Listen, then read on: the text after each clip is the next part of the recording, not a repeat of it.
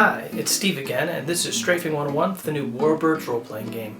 Before we proceed, if you haven't watched our dogfighting video already, please do, as we're going to be building on those concepts. Now, let's begin. When a fighter wants to launch an attack against a large, slow target, it does a strafing run. Strafing is inherently dangerous because the pilot needs to fly straight at the target in order to attack. In those moments, the target has an opportunity to engage the fighter with defensive fire and shoot the fighter down. Every strafing run starts with the approach. It is similar to dogfighting in that the players make the same roll, 1d6 plus stat plus skill plus performance.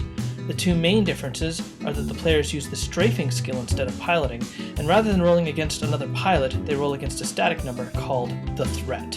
The threat is an abstract number that represents how well defended a target is and how many defensive gun turrets it possesses. A small, lightly defended frigate might have a threat of 10, while a battleship bristling with guns might have a threat of 14 or more. A good way to keep track of the threat is to place the target on its threat on the dogfight tracker. You may also want to keep track of its gun turrets.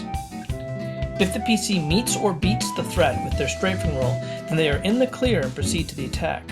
Those who fail to meet the threat first have to take fire from a number of turrets equal to their margin of failure, with a max of 3 turrets per fighter. The fighter's defense is low for these attacks since it is trying to line up for an attack of its own.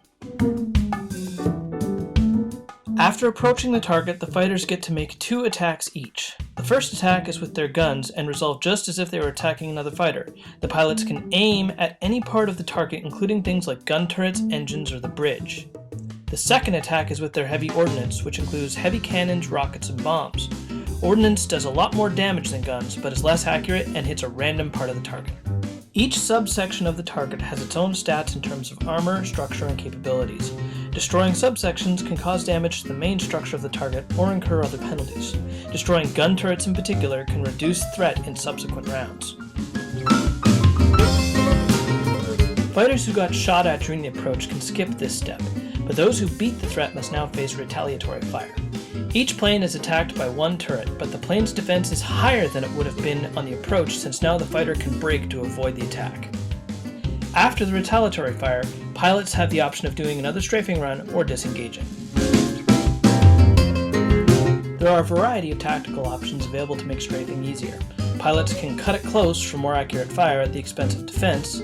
They can also modify their planes with traits like dive brakes, dive sirens, advanced bomb sights, and frontal armor to make strafing more effective.